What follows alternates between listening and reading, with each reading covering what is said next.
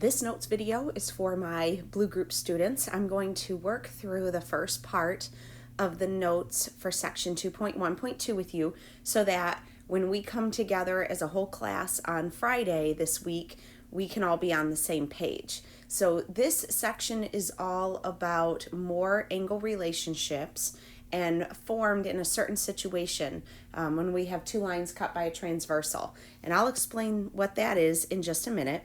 Right now, for a warm-up, I'd like you to take a look at the problems in this first section for problem 2-13.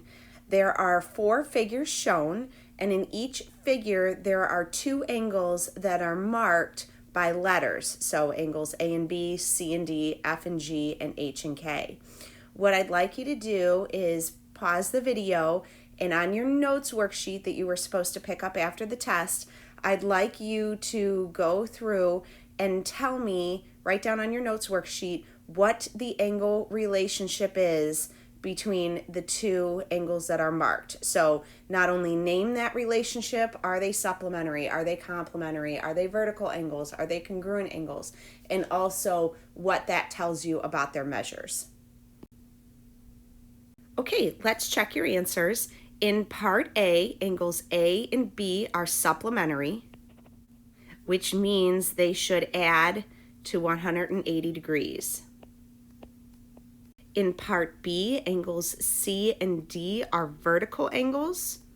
They are formed by 2 lines intersecting and they're on the opposite V's, and that means their measures are congruent. Remember, that's going to be our shorthand symbol for congruency.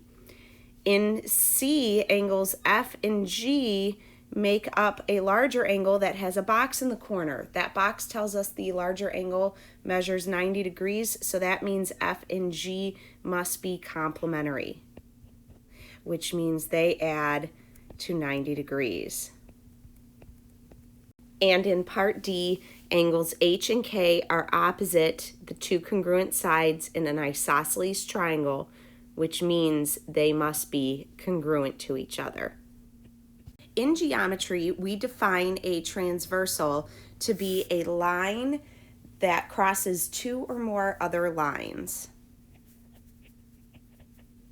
So if you take a look at the picture over here on the right, we have 2 lines, line LM and line NP, and they are both being crossed by this line JK, which is going to be our transversal.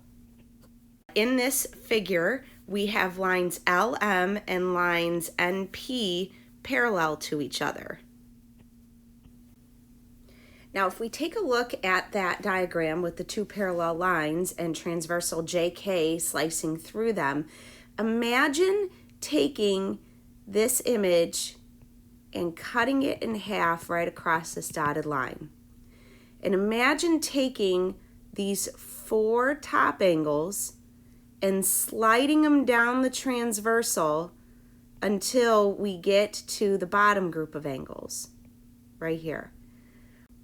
What would happen is the 4 top angles would slide down on top of the 4 angles on the bottom. A, B, C, and D would match up with W, X, Y, and Z. And because the lines are parallel, they would match up exactly. If you have tracing paper at home, if you have some of that patty paper or even a piece of wax paper to lay on top of this diagram and trace one of those angles, trace, say, angle B, and fill it in, and then slide it down the transversal, and you'll see it matches up perfectly with angle X. Angle B and angle X would be congruent to each other. And we define those angles as being corresponding angles. We end up having corresponding angles whenever you have 2 lines that are cut by a transversal. And corresponding angles are the angles that are in the same relative position. One is in the top group of 4 angles and the other is in the bottom group of 4 angles.